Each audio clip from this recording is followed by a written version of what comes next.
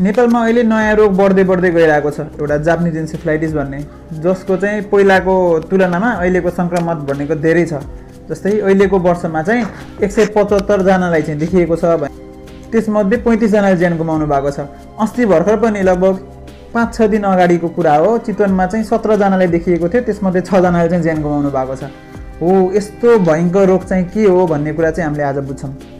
यो रोग सबैभन्दा बढी देखिने भनेको मेरो प्रदेश लुम्बिनी प्रदेशमा चाहिँ यसको सङ्क्रमण अलि धेरै छ, अनि तराईतिरको भूभागमा चाहिँ यो अलि बढी देखिन पाइन्छ। आजकल चाहिँ यो गर्मी पहाडतिर पनि बढेको कारणले गर्दाखेरि चाहिँ काठमाडौँतिरको भेलीमा अनि पहाडतिर पनि यसको सङ्क्रमण बढ्दै गइरहेको छ।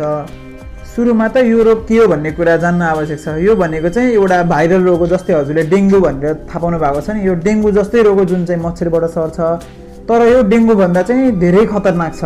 यसले चाहिँ धेरैको ज्यान लिन्छ, त्यही भएर चाहिँ अलि बढी खतरनाक हो। यो चाहिँ 14 वर्षभन्दा मुनिको बच्चालाई चाहिँ अलि बढी देखिन्छ।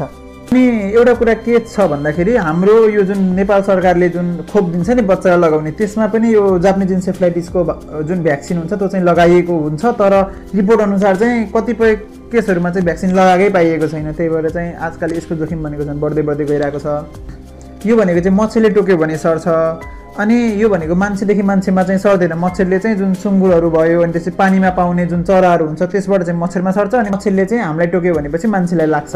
यसको लक्षण भनेको चाहिँ मच्छरले टोकेको 4 देखि 14 दिनपछि सुरु हुन्छ। सुरुमा देखिने लक्षण भनेको त्यही डेङ्गुको जस्तै जुनमा चाहिँ ज्वरो आउने, टाउको दुख्ने, वाकवाकी लाग्ने अनि शरीर दुख्ने हुन्छ। तर यदि हजुरको घाँटी कडा भयो भने अनि त्यसपछि हात खुट्टा चल्न छोड्यो अनि त्यसपछि हजुर धेरै जसो झुक्किराख्नु भएको छ भने अनि कहिलेकाहीँ चाहिँ सिजर एट्याक पनि आउन सक्छ। सिजर एट्याक भनेको चाहिँ जस्तै मृगीको एट्याक आउँछ नि, त्यस्तै एट्याक पनि आउन सक्छ। यदि यो भयो भने चाहिँ एकदमै जोखिम। यसको लागि उपचार के छ भन्दा उपचार केही पनि छैन। जस्तो डेङ्गुमा हो त्यस्तै यसमा चाहिँ सपोर्टिभ ट्रिटमेन्ट चाहिन्छ। हजुरको शरीरको प्रतिरोधात्मक क्षमता जति बलियो त्यतिको यो रोगको जोखिमबाट घट्न सकिन्छ। अनि यसको बारेमा चाहिँ किन यति थाहा पाउनु पर्यो भन्दाखेरि यसको मृत्यु दर धेरै छ। 40 देखि 50% मृत्यु दर छ। मतलब 100 जना मान्छेमा चाहिँ 50 जना मान्छेलाई यो लाग्यो भने मर्छन्। यसबाट कसरी बच्ने भन्दाखेरि जुन आजकल सरकारले दिएको जुन केमिकल युज गरेको कीटनाशक औषधि प्रयोग गरेको जुन झोलहरू आउँछ त्यो युज गरेर सुत्ने, अनि कपडाहरू लगाउने बेलामा चाहिँ मजाले लामो फुल स्लिभ कपडा लगाउने, अनि जहिले पनि यताउता हिँड्ने बेलामा चाहिँ वरिपरि घरको वरिपरिको जुन फोहोर ठाउँ हुन्छ त्यसमा चाहिँ मच्छर बस्न नदिने, अनि जुन मस्किटो रिपेलेन्टहरू हुन्छ त्यो हजुरले प्रयोग गर्न सक्नुहुन्छ। अनि जुन सुँगुरको खोरहरू हुन्छ त्यो भनेको चाहिँ घरबाट अलि टाढा राख्ने। यो जापानिज इन्सेफ्लाइटिस भनेको पहिलोपल्ट नेपालमा आएको भनेको 2004 हो कि। त्यस पछाडि चाहिँ यो WHO सँग मिलेर यसले चाहिँ हाम्रो जुन केटाकेटीहरूमा खोप दिन्छ नि त्यसपछि चाहिँ खोप सञ्चालन गरेको। त्यो कारणले गर्दाखेरि त्यस पछाडि जुन नानी बाबुहरूले खोप लगाएको छन् तिनीहरूलाई चाहिँ त्यति जोखिम हुँदैन। तर हामी जुन हाम्रो जेनेरेसन अथवा हामीभन्दा माथिल्लो जेनेरेसन हुनुहुन्छ उहाँले चाहिँ जापानिज इन्सेफ्लाइटिसको भ्याक्सिन लगाउनु भएको छैन। त्यो कारणले गर्दा हामी अलि बढी जोखिमपूर्ण ठाउँमा छौँ। अनि सरकारले हामीलाई पनि भ्याक्सिन दिने भनेको छ। यो भ्याक्सिनको बारेमा अझै त्यति मजाले आएको छैन। मैले भ्याक्सिनको बारेमा पक्कै भिडियो बनाउने छु।